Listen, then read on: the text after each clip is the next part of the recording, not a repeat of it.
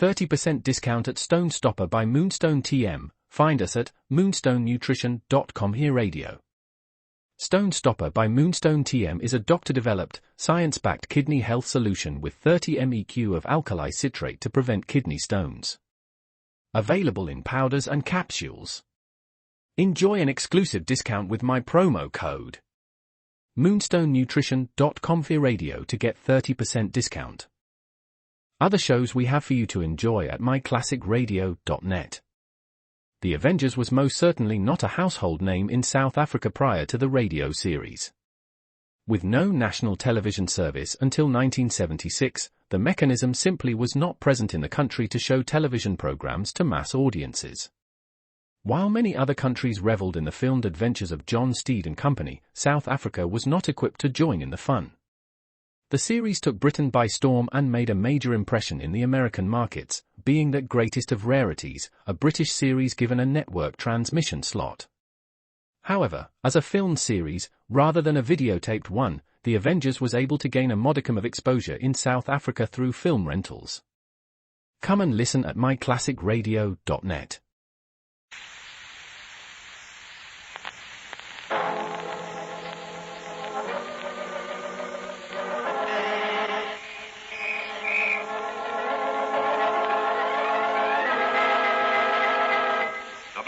Beetle.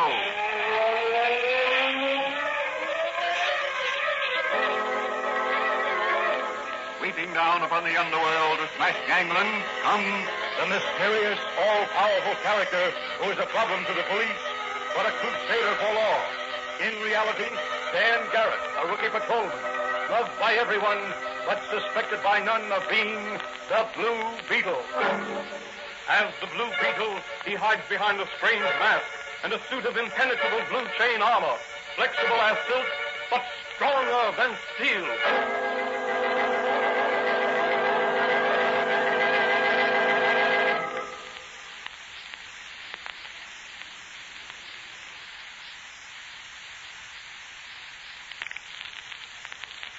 Today's episode of the Fox feature, The Blue Beetle, is entitled The Underworld Goes Underground. Rival construction companies submitted low bids for digging a tunnel under Eastern Valley River from York City to Paradise Island.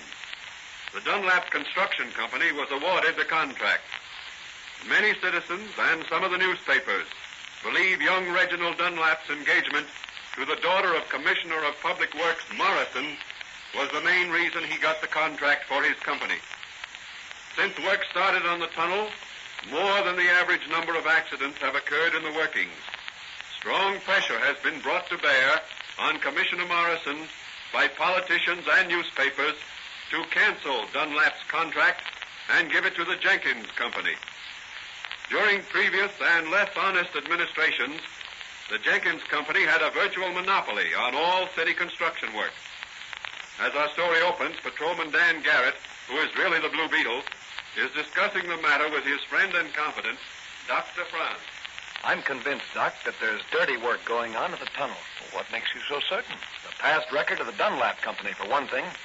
Before this tunnel job, they enjoyed the reputation of having fewer casualties on their jobs than any other construction company in the country. But this is a very difficult and hazardous job. It is. But the Dunlap people have had other jobs just as hazardous. Yes, that's true. I went to college with young Dunlap, and I know he's a capable fellow. When the old man died recently, Reggie took over the business. He's done a good job with it so far. Well, what's causing all these accidents and so many men getting the bend? I don't know. But I'll bet some group is trying to undermine Reggie. It's a ticklish situation for the commissioner. Yes, I can see it is. He wants to favor his prospective son-in-law, yet he can't disregard the dangerous situation that exists. Excuse me, Danny. There's someone out front in the store. Yeah, it's only me, Doc. Why, hello, Mike. Hello. Come on back in the laboratory. Danny's here. Hello, Mike. Hello, Danny. I was looking for you. There's trouble over at the Mid-City Tunnel, and we've been assigned to investigate. Okay, I'll be right with you. Anybody hurt, Mannigan? Yeah, I think Mr. Dunlap himself was hurt. Reggie Dunlap? I think so. Oh, come on, Mike. Reggie's a friend of mine. So long, Doc. See you later.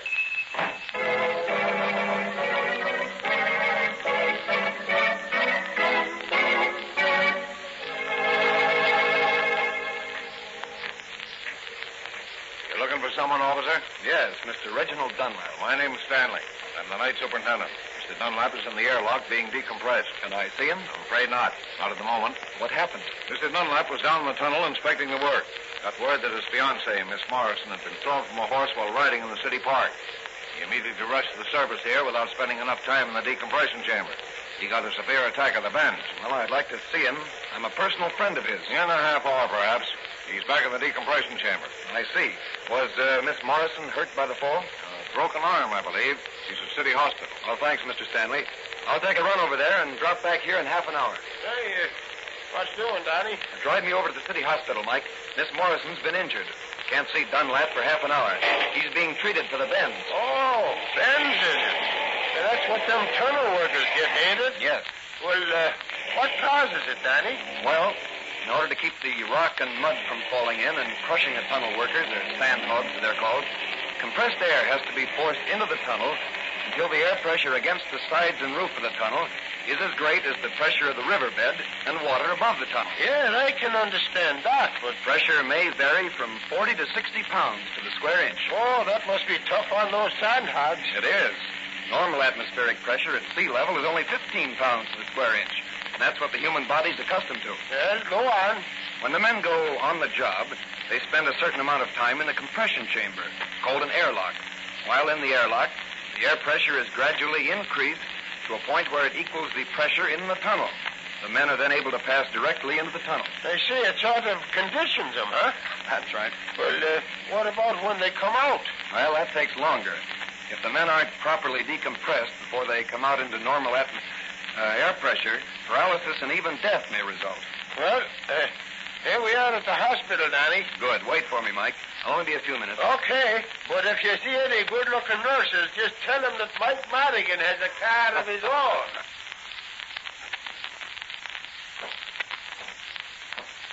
You'll find Miss Morrison in that room right there. Thank you, nurse. Come in. Yes? Oh, what is it, officer? Has something happened to Mr. Dunlap? Now, don't worry, Miss Morrison. Nothing serious has happened. I happen to be an old college mate of Reggie's, and I heard you were here. Oh. I wanted to ask you a few questions about your accident. Will you help me? Why, of course I will. I'll do everything I can to help Reggie. Well, now, tell me what happened to you. Well, I was riding along the bridle path in City Park when suddenly a man dashed out from behind some bushes, waving his hands and shouting. My horse shied and started to run away. I stepped off my saddle and fell. That's all I know until I came to, here in the hospital, with a broken arm. Well, now tell me, do you often take that same ride and at the same time? Why, yes. Almost every day if the weather is clear. Why? Oh, nothing. Well, I've got to hurry back and see Reggie, Miss Morrison. Now, don't you worry anymore. Just take it easy and let that arm of yours set. I'm going to find the answer to these mysterious accidents.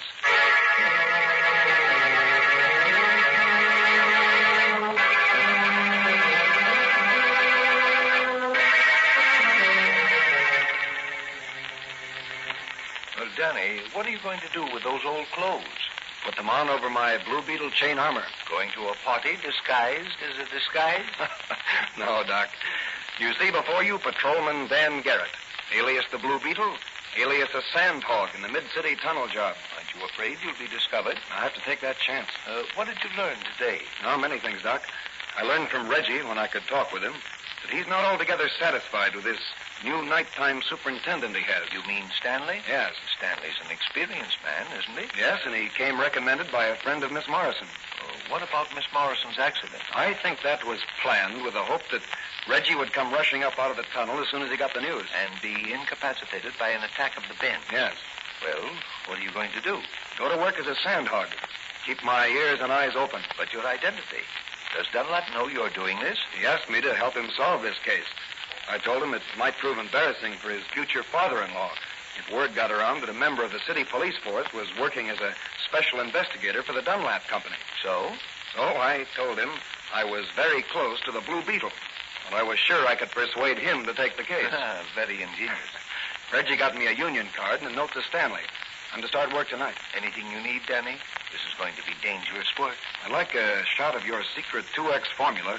May prove useful if I get into any trouble underground. You shall have it. Anything else? Not tonight. Well, so long, Doc. The Blue Beetle will crawl underground tonight instead of fly. But his nippers will be just as sharp.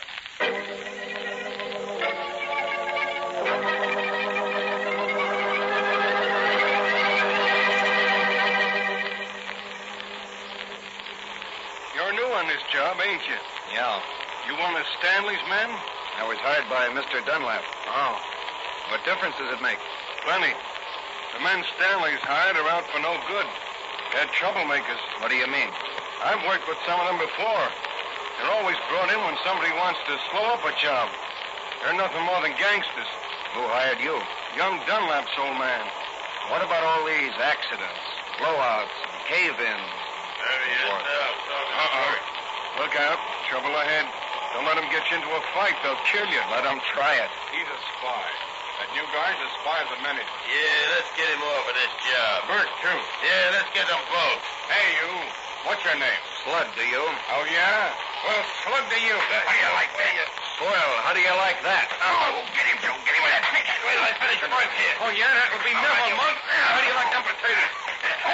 Hey, fella, come on. It's a fight. Come on, let's get in. Hey, look. That guy's hat fell off. He's got a blue steel hood in his head. It's the Blue Beetle. The Blue Beetle? Yes, the Blue Beetle. And he's going to burn you with his magic ray. No, not in here. You'll blow us all the kingdom. What goes on here? It's the boss. Who is this man in the strange mask? It's the Blue Beetle. Blue Beetle.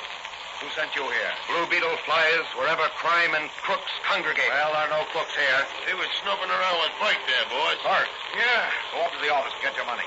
Take this Blue Beetle with you. Well, now, listen, Mr. Stanley. I Get ain't... in the compression chamber there. Okay. You too, Blue Beetle. Don't let me see your masquerading face around here again. I have a feeling you and I will meet again, Mr. Stanley, after the Blue Beetle finishes his investigation. Shut the door, baby. Gee, boys. Do you think he's wise to you? Don't worry. When he gets out of that compression chamber, neither he nor Bert will ever be able to tell what they know or suspect. You've never had the bends, Blue Beetle, but you're going to have them now, permanently.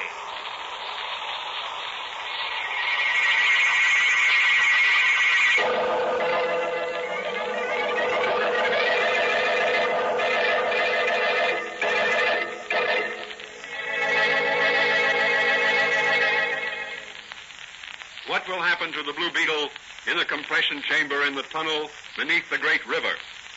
Will Stanley's quick decompression of the air in the chamber kill or permanently paralyze the Blue Beetle? These questions will be answered in the next episode of The Blue Beetle.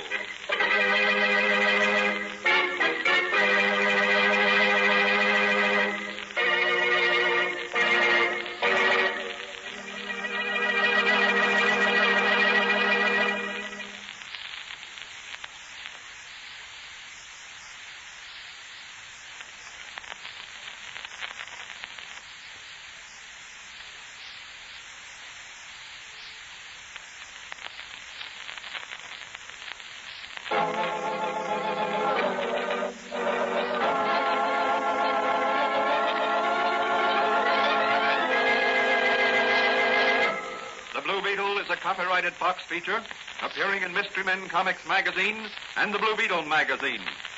The Blue Beetle is on the air twice a week on this same station. Consult the broadcast schedule in your local newspapers. And don't forget to listen in to the Blue Beetle.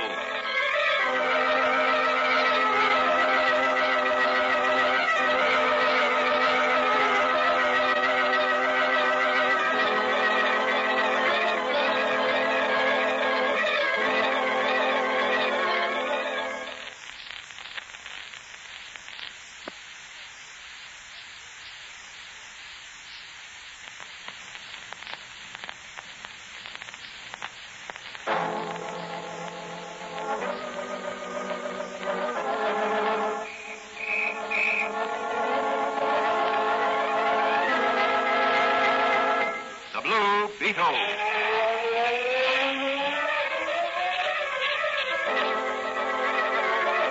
Sweeping down upon the underworld to smash gangland comes the mysterious, all-powerful character who is a problem to the police, but a crusader for law. In reality, Dan Garrett, a rookie patrolman, loved by everyone but suspected by none of being the Blue Beetle. As the Blue Beetle, he hides behind a strange mask and a suit of impenetrable blue chain armor, flexible as silk, but stronger than steel.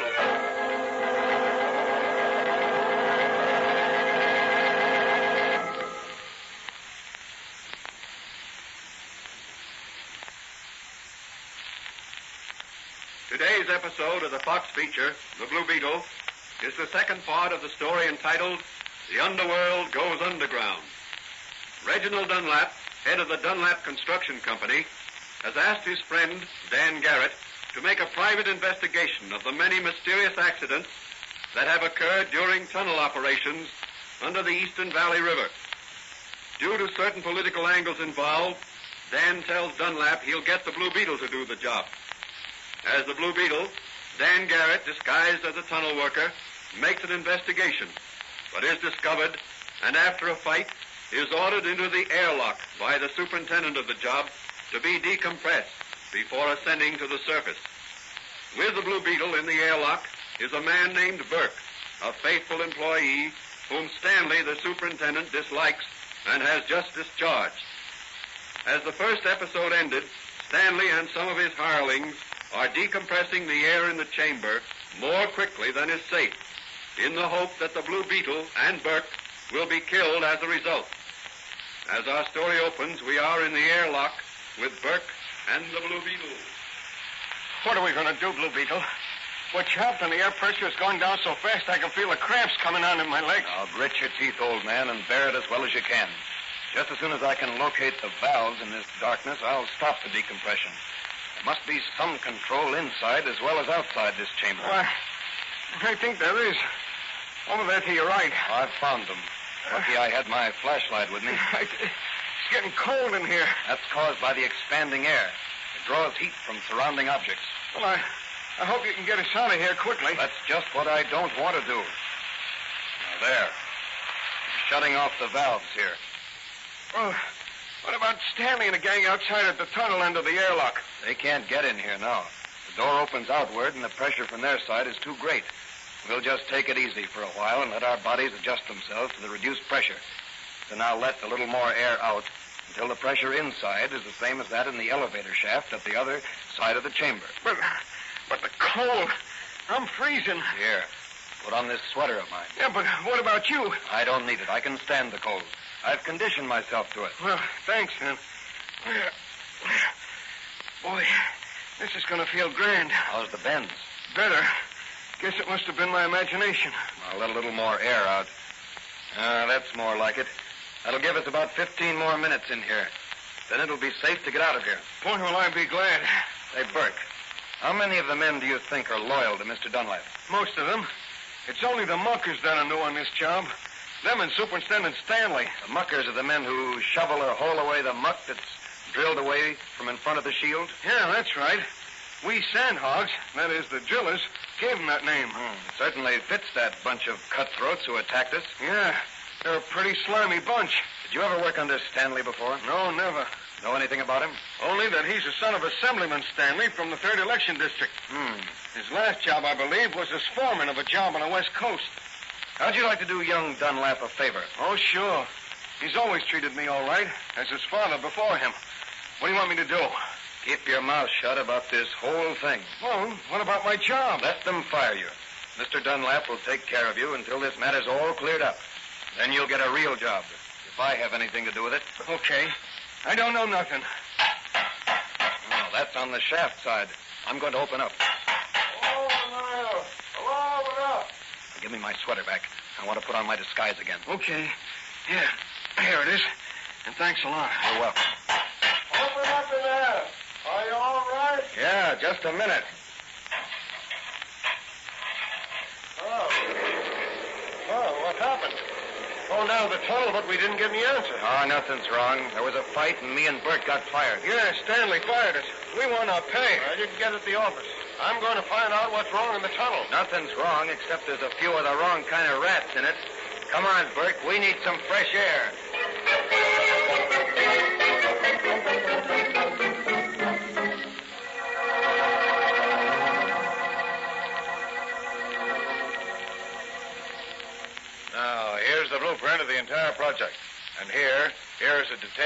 the air system in the tunnel. Sprague, our engineer in charge of the pumps, will know what to do when I give him the go-ahead. Now, your job, Fluky, is to see that the steel emergency curtain is jammed, so it won't fall when the explosion blows a hole through the roof and lets the river flood the tunnel. Sure, I got you. We want to make this accident a good one. You can count on me, boss. But make sure you get into the airlock as quickly as possible. I don't want to lose any of our men. Well, how you going to work it? Some of us are working up at the shield. I'll be right there where the water will break through first. Well, I'll see that they get a signal in advance. They'll suddenly decide to strike. They don't like the conditions under which they're working. Now, all of you men, those that I've hired, start back toward the airlock to the decompression chamber before coming up out of the tunnel. When most of you are near the airlock, I'll give the signal, and Mr. Reginald Dunlap's construction company can wind up its affair. Hey, what's that noise? The Blue Beetle. The Blue Beetle, Yes, and he's going to nip. You're unwise to get in my way again, Blue Beetle. I failed last time, but this time I'm going to make sure. Missed me, but I won't miss you, Stanley. That for Dunlap, and that for Burke. Hey, don't let this guy get through here. Hit him with something, Fluky. Bullets ain't no good against the Blue Beetle. Get the chair out. Sit in it. And that takes care of you. I'll just take these plans and be on my way. I don't think there'll be any more accidents, Mr. Stanley. Boy, what a wallop he backs. Hey, Stanley. What about it? He's got our plans. Blue Beetle exposure. Let him try it. He's an outlaw, wanted by the police. He doesn't dare appear in any court to testify. Besides, those blueprints are meaningless after the danger's done. Now, what are you going to do? Phone Scraggs and tell him to pull the job at once.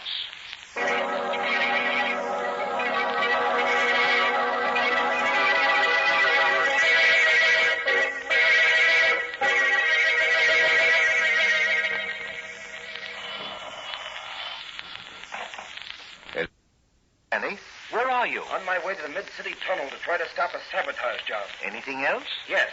Phone all hospitals to have ambulances and pull motors sent over right away. Got that? Yes, yes. Okay. The Blue Beetle has to work fast. Goodbye, Doc. Goodbye, Danny.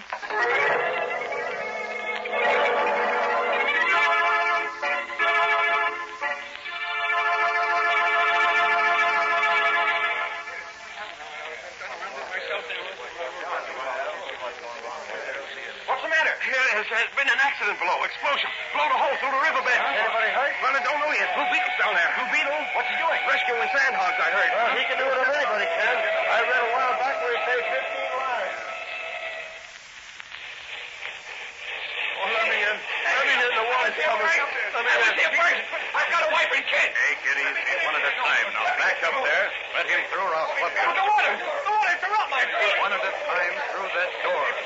There's room for all in the airlock. The river's breaking through. The emergency door gave way. Here comes the water. In you come.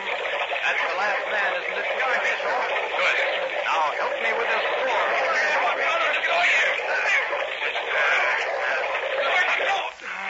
That's got it. Well, we're safe now. Saved. Saved. Every man saved by the Blue Beetle.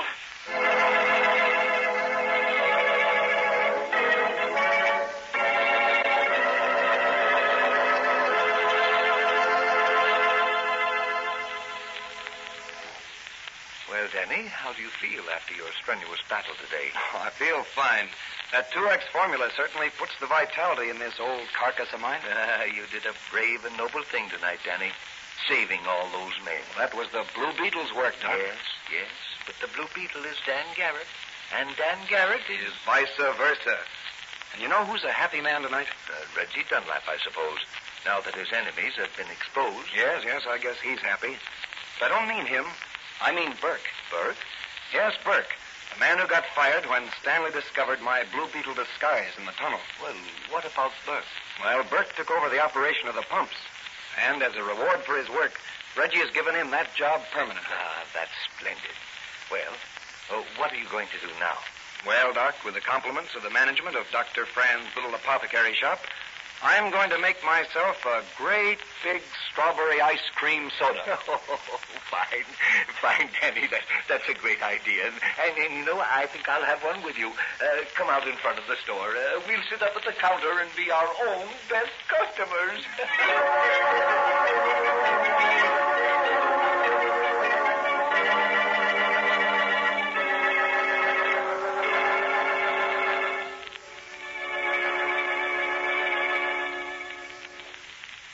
so the Blue Beetle performed another noble deed and brought some dishonest crooks to justice.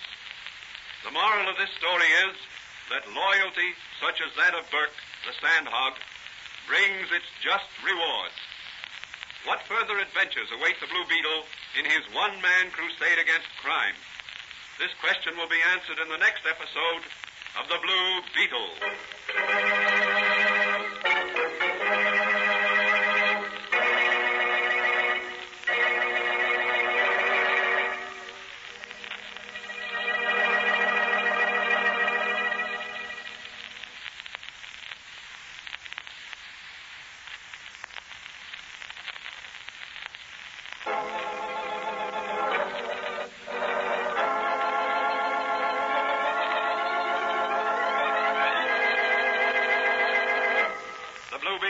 Copyrighted Fox feature appearing in Mystery Men Comics magazine and the Blue Beetle magazine.